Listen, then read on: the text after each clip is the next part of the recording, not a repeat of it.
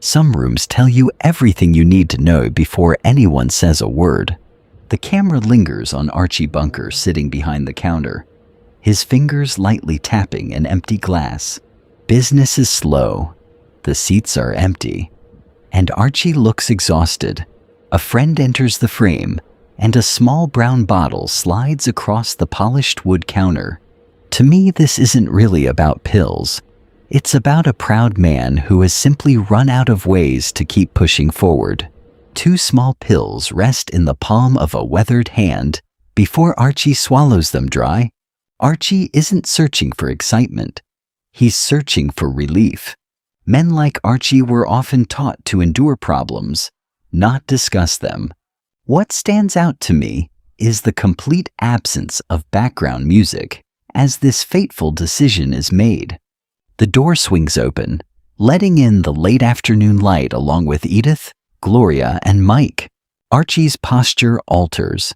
His shoulders straighten, and his eyes widen as the chemicals enter his system. When I look at him here, it becomes clear how artificial this newfound confidence truly is. Instead of his usual slouched position, Carol O'Connor stands completely rigid, his voice rising an octave higher than normal. The real question isn't what Archie is doing. It's how the people closest to him respond. Edith doesn't argue. She doesn't judge. In this moment, she simply waits for the storm to pass. Archie begins gesturing broadly, his hands carving massive shapes out of the empty air of the tavern. If you grew up watching The Bunkers, consider subscribing.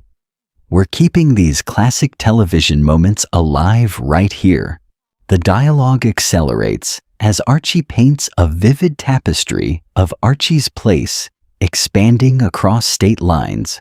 Watching this today, what strikes me most is how much energy Archie spends convincing himself that success is still just around the corner. Carol O'Connor plays this scene with remarkable restraint.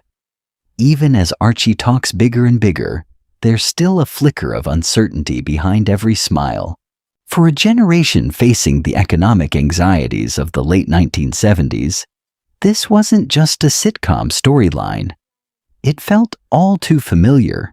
What stands out to me is how Edith steps closer, her quiet presence anchoring the entire room while the others look away.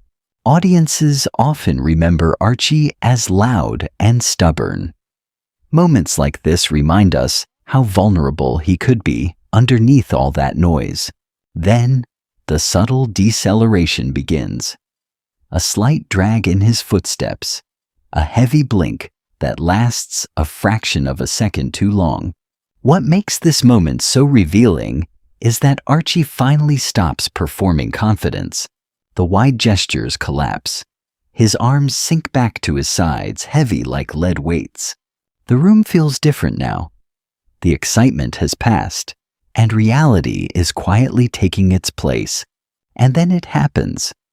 The moment when Archie realizes that the future he was describing isn't actually coming. Archie's gaze drops to his own hands, which have begun to tremble slightly against the edge of the table. While Archie stares blankly ahead, it is Edith who carries the true emotional weight of their reality. He looks at Edith, his jaw loosening, losing the hard set that defined his character for nearly a decade. If these timeless characters still hold a special place in your heart, consider subscribing. Let's keep these memories alive together. Without a single word spoken, Archie's knees buckle slightly, and he moves toward his wife. In that moment, Edith isn't solving the problem. She's simply reminding him that he doesn't have to face it alone. That's why this scene still resonates decades later.